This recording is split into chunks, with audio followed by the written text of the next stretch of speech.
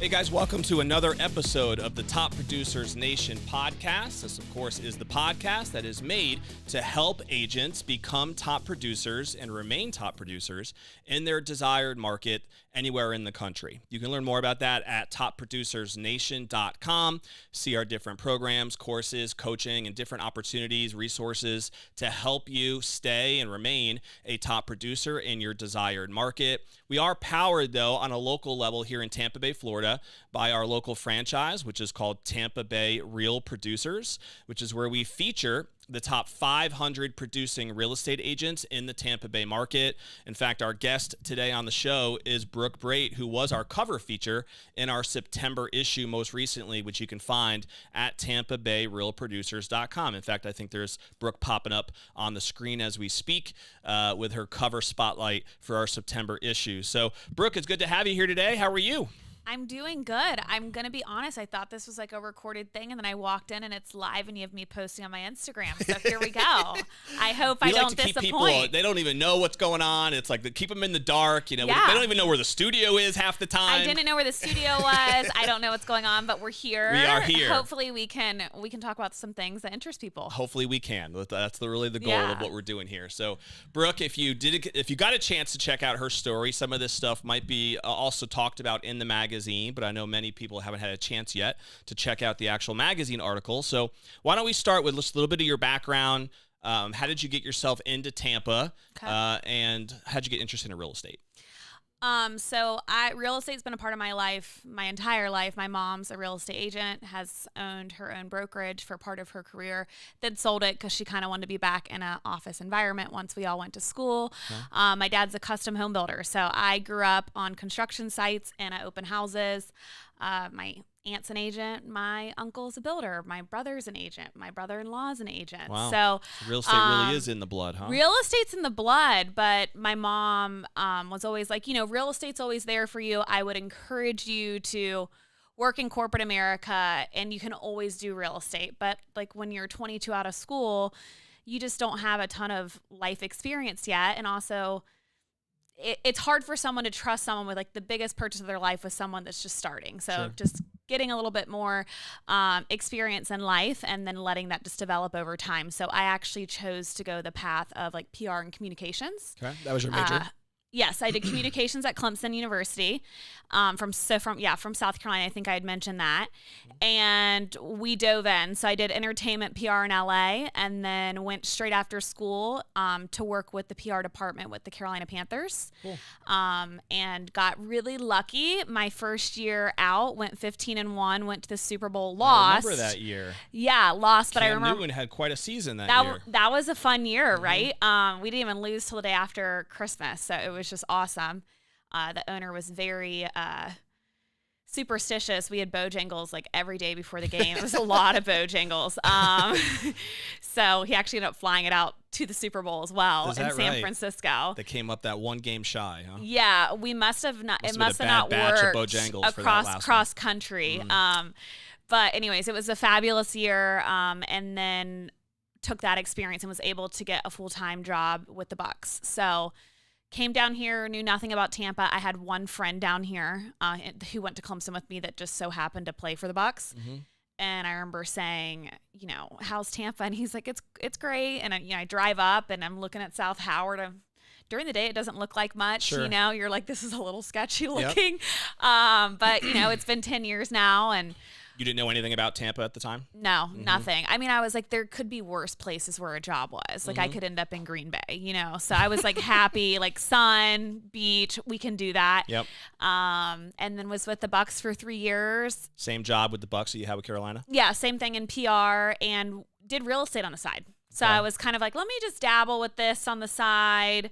Would sell like 2 or 3 a year to a friend. Okay. And then it kind of turned into 4 or 5. Then it turned into more.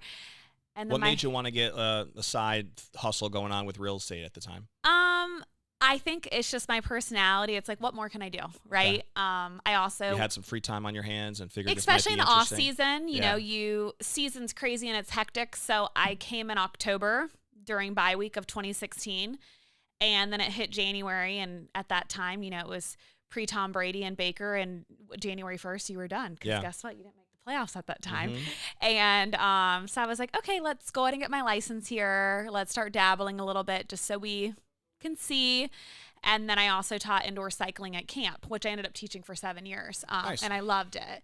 That was more because I was like, I'm not making a lot of money, and that way I can get a free gym membership, really. And ended up loving it, and it was a great way to meet people.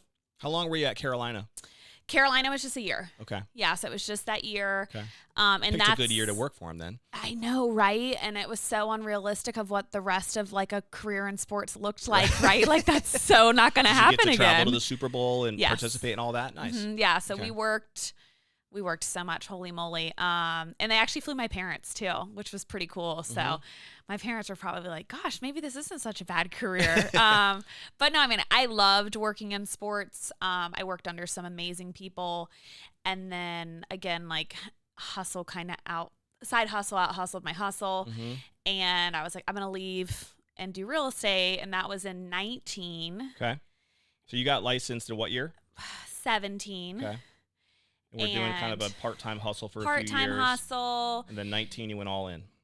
Well, we thought we were going to go all in. And then like 2 weeks after I wrapped up with the Bucks, and I remember going to my boss and being like, it's a 2 weeks notice, but like, if you need more time to like find somebody, I'm not going to like mess you up. Like I can help. So my 2 weeks notice was really like 2.5, 3 months.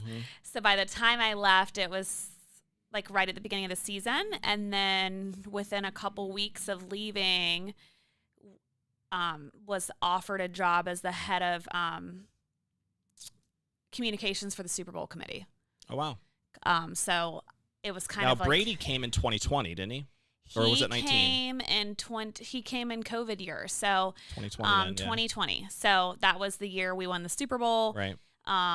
Which was, you know, crazy. And I remember taking the job, and in my mind when I took the job, I was like, oh, you know, we won't get to the Super Bowl. We won't get anywhere close to the Super Bowl. It'll be fine. Like as far as like taking care of things at home and our dog, because my husband played at the time. Cameron, correct? Yes, Cameron. And so took the job, took it prior to COVID. COVID ended up happening, obviously pretty crazy. Like you don't know you're going to be planning a Super Bowl in a COVID landscape. Sure. And although Florida was like a once in a lifetime experience, hopefully, but yes. Although Florida was a little bit obviously more relaxed about things. Right. The country as a whole in the NFL, I mean, it's the whole country. And so it's optics too. And so you're having to kind of like, Tampa may have seemed totally normal almost a full year after COVID happened, but the NFL was a lot stricter. So you're like, okay, well, we can do this any normal day, but we have to make sure we're meeting guidelines and making sure we're doing things safely. And so it was kind of like writing the playbook on how to plan a safe event. Yeah. And then obviously that topped But you would have been involved in that event no matter where it was. It just happened to be in Tampa that year. When I took it, we knew it was in Tampa. Okay. And that's what they do is so like you have... Each year it's a different committee that leads Each year it's a different committee. That makes sense. And so you're like the liaison between, you know, Park Avenue office in New York and the Super Bowl because you have to have people here that are connected with... Boots on the ground, right? Yeah, boots on the ground, airport, TSA, commissioner, mayor, all those contacts, your Makes partners, your sponsors. So got done with that in April of 2021, and that's when I actually went full-time in real estate. And so that first year, technically it wasn't your first year, but that first year going all in, say 2021, Did your network, is that kind of what you leaned into to be able to start getting deal flow on a more consistent basis through sports and through just the establishment that you had put together through, your career there? Yeah. Is that how things started to get going for you? Yeah. And I mean, I think it made it a lot easier versus just, a lot of people when they start in real estate and there's nothing else you can do, but you're like, hey, I got my license. Call me to buy your house. Now and what? Everyone's Right. like, okay, well, it's a little scary to call you when I don't really want to be the guinea pig. I mean, I like you, but yeah, but that's a big decision. And I mean, I even had that happen early on in my career, right? Sure. Like people may have liked me on a personal level, but buying a house is a big deal. And so you also have to be okay with that. Yeah. You also, even still today, with a lot of experience, be okay if somebody doesn't want to work with you because they don't want to mix, personal and business. Sure. And when you're helping someone buy a house, like you are in their finances, like everything. So I think it's sometimes something that people struggle with is letting that be okay. Yep. I mean, you always want people to work with you, and that's the biggest compliment in the world, but you have to be respectful of when they want those separated. Yeah, totally. It makes sense. But I think like when I actually went full time, I had been selling real estate for 4 years. Yeah.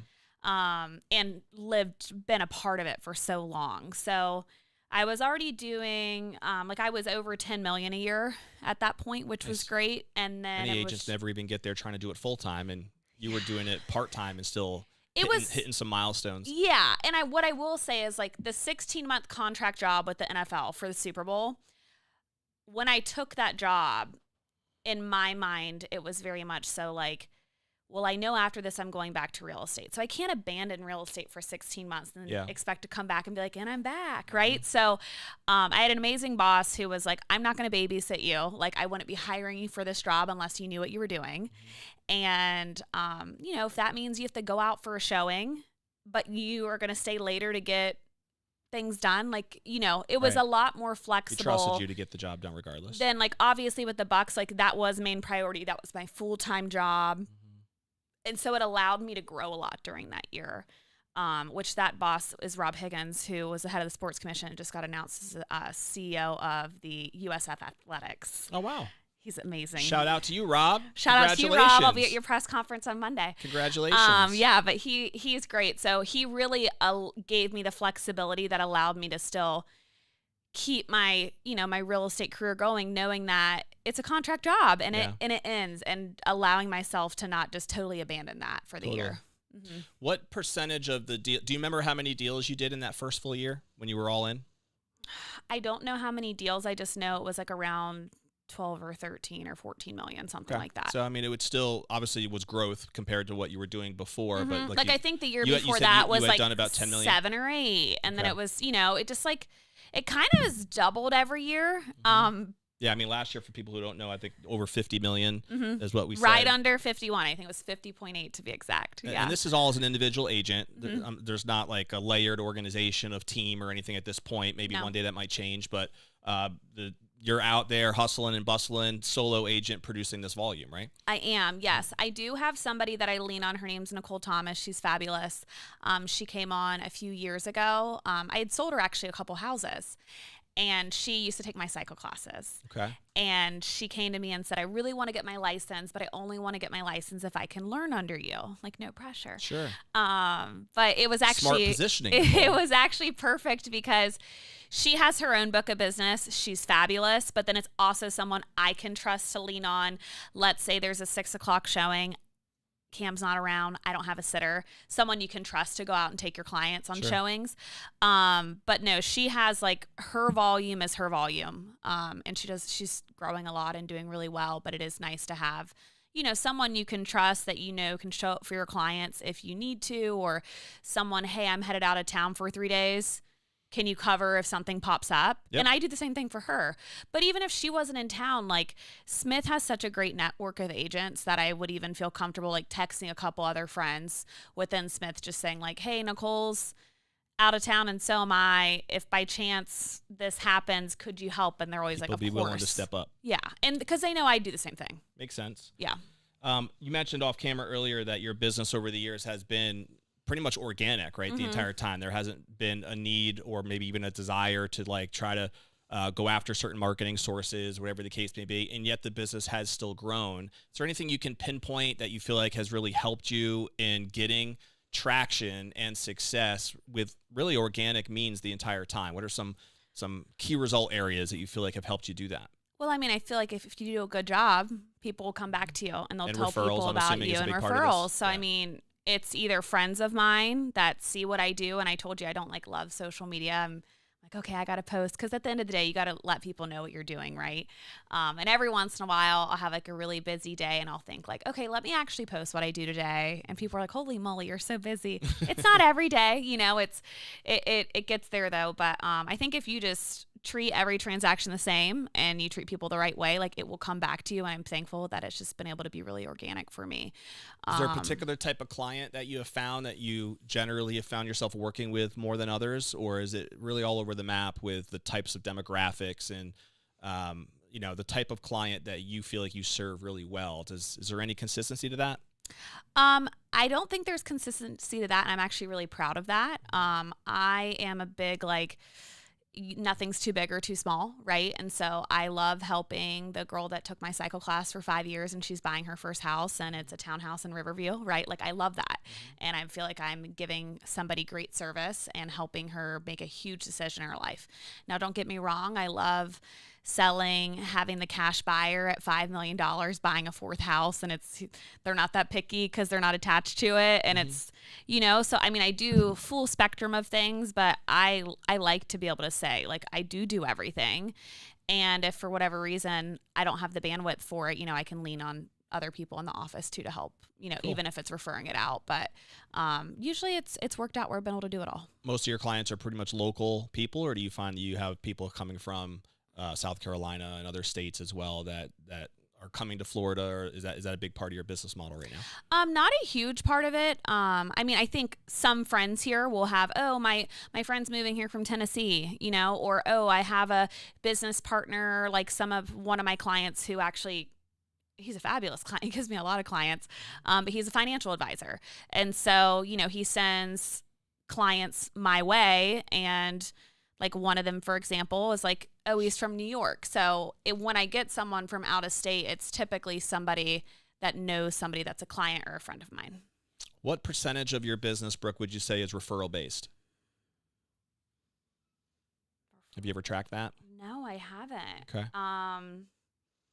I mean, if it's not my friends, it's all referral based. I mean, truly. Well, that's what I'm about to say. It sounds like as much as 90 to 100% of your business flow. And it's not like you're doing a handful of transactions, right? Yeah. I mean, you're doing some pretty hefty volume. I think I saw last year was over 30 clients that you helped. It's over 50 million. So it seems like you're in some luxury spaces there for sure. But still, then you'll see lower price points mixed in. Yeah, right? it's a mix, I'm sure.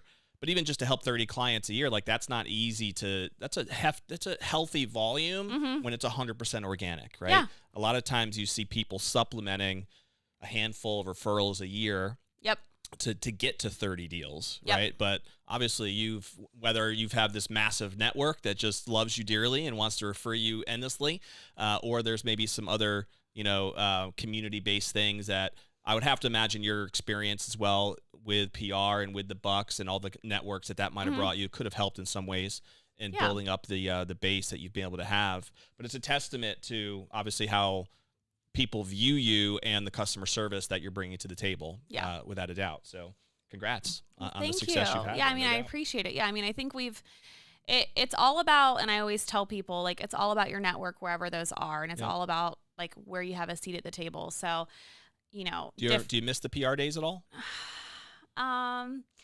Parts of it I do, but I feel like I use a lot of what I learned in PR when I do real estate. Sure. I mean, from a communication standpoint, from prepping, your listing standpoint, and just planning events, right? And getting the word out, having that network, and being able to, get people to your brokers open and different things like that. So I don't miss it. Definitely not sports PR in the sense of like the hours and like the craziness of it, but it was like a great part of my life, and it helped me get to where I was. But I mean, Is that where you met your husband? Was through? I did. Yeah. I did. So when I said I had one friend here when I moved here, who was my friend from Clemson, it was Adam Humphreys, who played at Clemson and was playing for the Bucks and was Cam's roommate. Got it. So when I moved here and I truly knew no one, and I worked in PR, you don't get holidays off either. You're on football schedule. Yeah. So I always call him Hump, Adam, but Hump was like, oh, come over for Thanksgiving, whatever. And so I got to know Cam better from there. And everyone's like,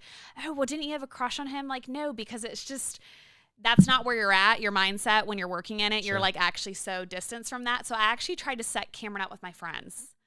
And then, it always works that way. That's always the story. Yeah. And then he got a little liquid courage the night of the Clemson National Championship game in 2017. Which was here, wasn't it? It was. Yeah. And so obviously me and Adam were very excited. Clemson's in our hometown. And Cam let me know how he felt. So we've been together ever since.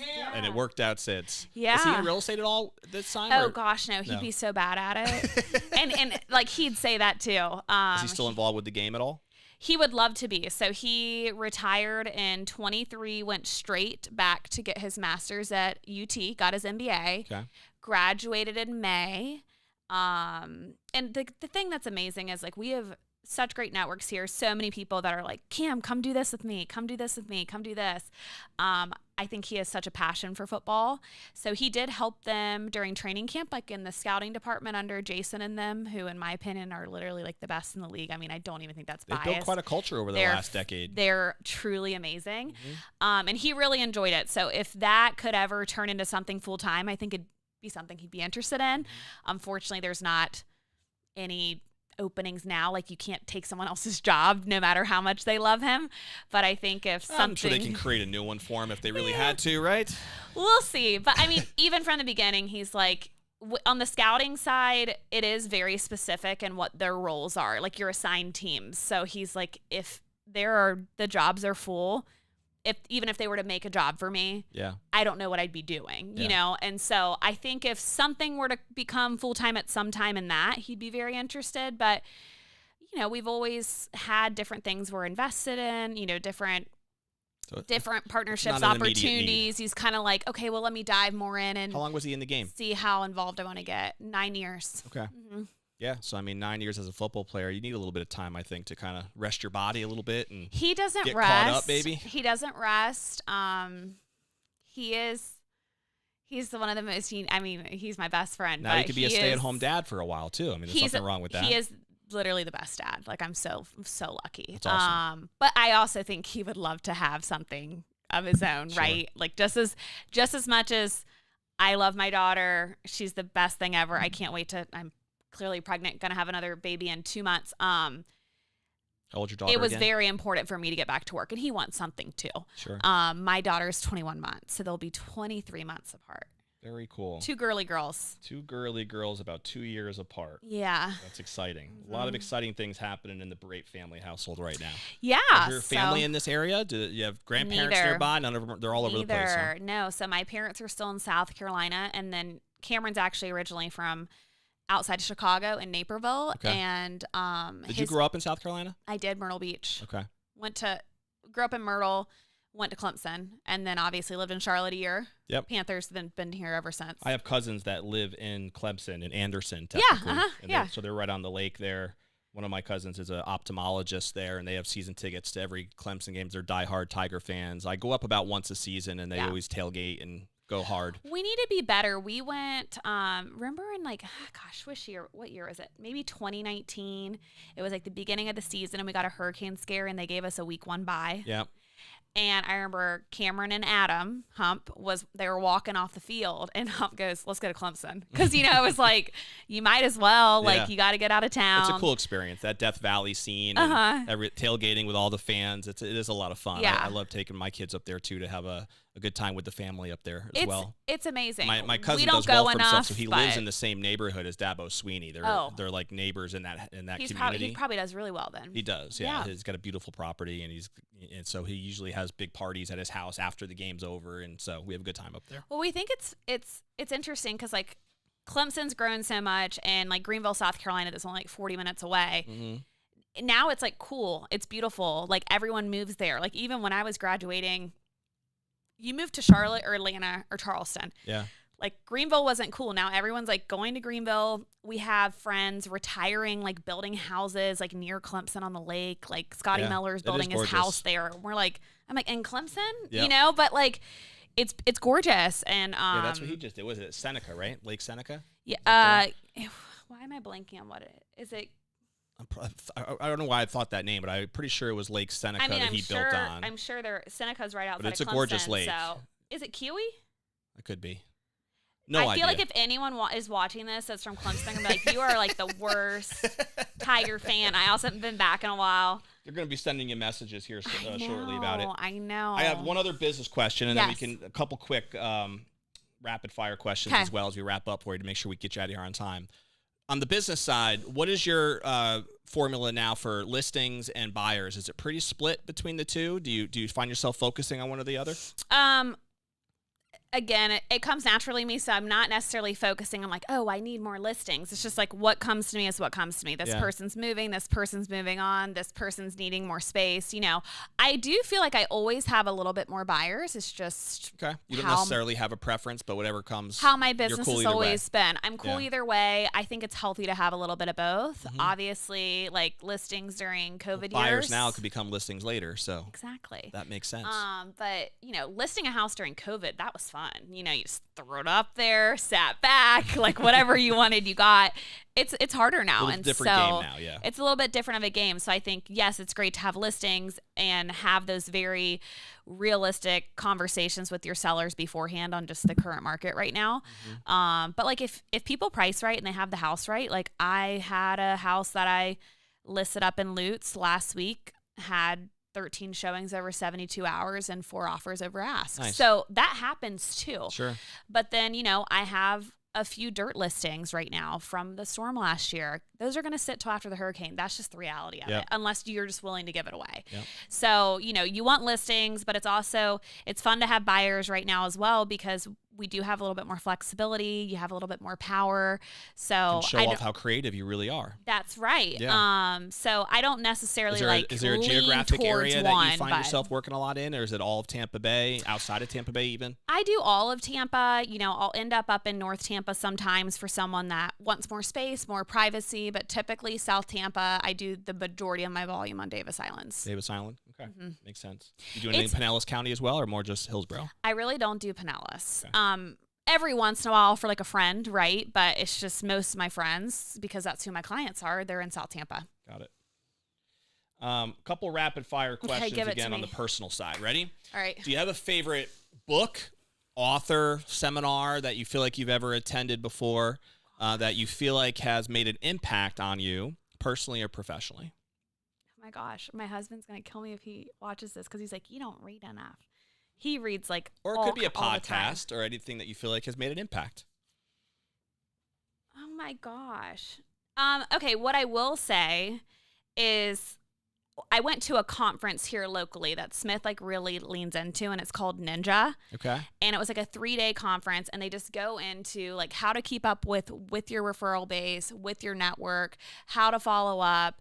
Different Is that things. related to ninja selling? Is it Ninja selling. It is, okay. And I will say that did change the way that I work my business. Very cool. The way that I follow up, the way that I keep up with people.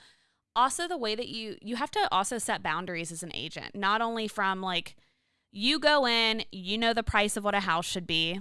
You have what you should get paid, and you don't waver from that. And if someone doesn't want to work with you from that beginning conversation, like it's only going to get worse, right? Yeah. And so having a backbone to be able to talk about your worth, and having the confidence and the ability to say, I'm not the right agent for you. Yep. So I think that's hard to do a lot of times for especially newer agents who are just kind of desperate for where that next commission might be coming from. Yes, it's really hard. I think I couldn't agree with you more. Like having that vision as to what type of agent you want to be, and being clear about it, and knowing and having confidence, and that really does portray itself in those conversations and sets the right expectations as well. Yeah, so I think as far as like from my business, Ninja was a huge part of like what we leaned into. And like as soon as I came over to Smith, which was in fall of 22, Nikki immediately was like, I want you in Ninja in January. And I was like, okay, let's do it. Cool. And So a 3-day event, or how did it shake out? It was a 3-day event. Yeah. It was in this building. Nice. And it was great. And I mean, I think different parts of it will speak to different people, but there's definitely some systems that I put into place that it's just like part of my routine now. Cool. You have a favorite movie or TV show? My TV shows are all like guilty pleasures. I love Dancing with the Stars. It's like so lame. That show's been around forever now. It's been around around for 25 years? Yes. And what I will say is like, it wasn't cool until recently. Okay. or like, not that it wasn't cool. That's the wrong way of saying it. But now it's like really cool because they have some younger dancers on it that are like all in TikTok. So you have like this younger fan base. Like, I am loyal. I have been watching this since it was just me and the grandmas watching it. Do they have totally different dancers now than they did? I've They actually have some maybe of the seen one episode same, in my and life, they have but some new. But like, I know it all. I have made Cameron go to like Dancing with the Stars on tour locally. Nice. Which he'll never go to again. And I remember they bring a lot of football players on the show, don't they? Historically, they've had football players on there. I'm trying to think of like some people on it. My It's kind of favorite funny right to see now. these big guys with their twinkle toes just getting out there. Yeah. I think Gronk would be really funny on it. I can see that. Yeah, he'd no be doubt. good. But no, like this season just started, and I really like Steve Irwin's son, Robert Irwin. Mm-hmm. He was great the other night, so I'm excited to watch him. Shout out to you, Robert. Shout out to you, Robert. So, Dancing with the Stars. Maybe that's something that you can do one day. Who knows? Oh gosh, that Or would at be least on the promo side. Yeah, there you go. But no, like it was it's like guilty pleasure. Yeah. My Dancing with the Stars. But I gotcha. used to always watch it. It's on Monday nights, and then I'd call my grandma Tuesday and we'd talk about it. And so that's kind of why I got into it. What's your favorite thing to do when you just get a chance to relax and hang out with the family? Do you guys have a favorite hobby, favorite interest? Well, I love going and working out. I work out at Suka. It's a gym here locally. Shout out Dylan and Brian. They're the owners, very good friends of ours. But You like, guys live in South Tampa? yeah, we live in Hyde Park, Okay. but we're building about to start building on Davis Islands. Nice. We actually owned a property there that flooded during the storm. So obviously building high. Yeah. But we're excited to build, and kind of with my dad having been a builder Are they growing building up. on stilts yet over there? Or is that I yet mean, to some come? people are really up. If you're in velocity zone, we're not. We're Uh-huh. just on the canal. So, but I mean, we have pilings, and you're Right. up. Right. So, Cam's like, maybe we add an extra footer or something Yeah. just to be You might want safe. to think about it. So we're You up. never know what's happening with these storms now every other year. Yeah, we're up a little higher than you have to be, but we're excited. In no rush. I mean, we're happy where we're at, but we're excited to do that.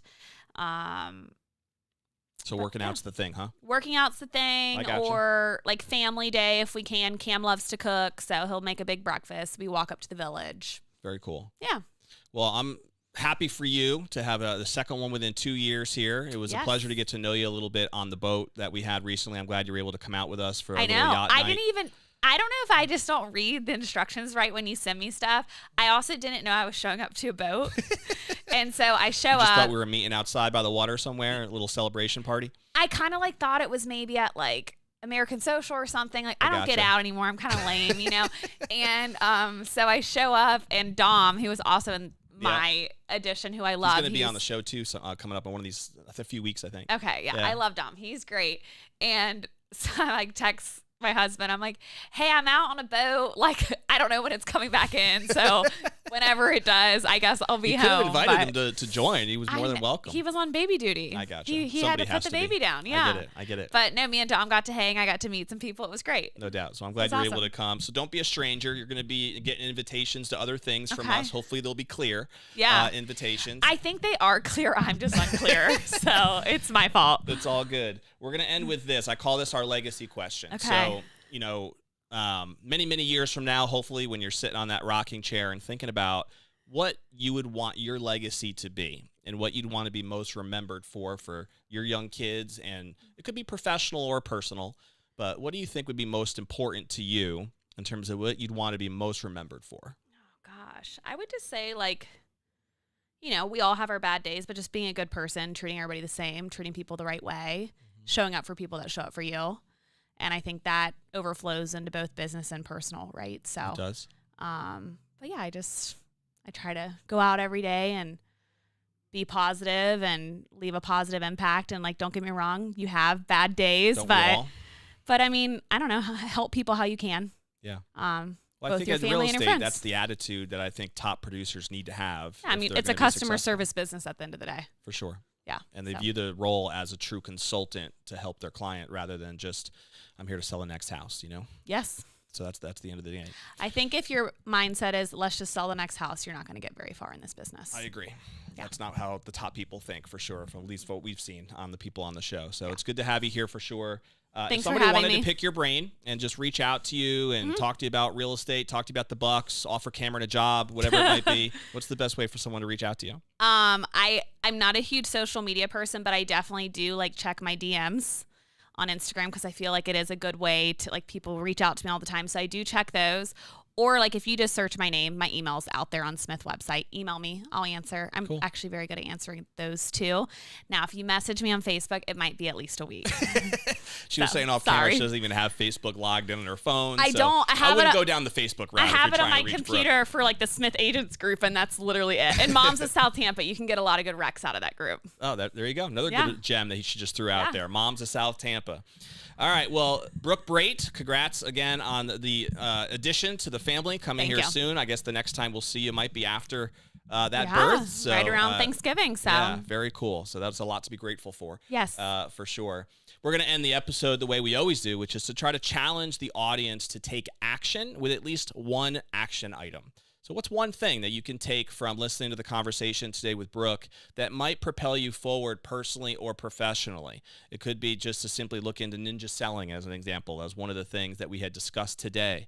It could be tapping into your personal network the way Brooke has been able to do through, you heard her story today of her journey through the football career and what that led to eventually. It's interesting to hear, Brooke doing this part-time initially and then over time, pivoting to a full-time career in real estate. Maybe you're somebody who's also doing this part-time right now and who's been debating whether it's time to go ahead and transition to full-time real estate. Brooke might be a good resource to talk to about something like that. But what's one thing? Maybe it's just one of the other recommendations that we threw out here today. Could it be that simple little moms group that you just threw out, Brooke? That was a good advice for many people. But take action on something. So if you're watching live, by the way, as a side note, subscribe by clicking the button below. If you're listening in on any of our podcast platforms, Apple, Spotify, whatever it might be, that way you'll be notified every time we drop a new episode, which is weekly.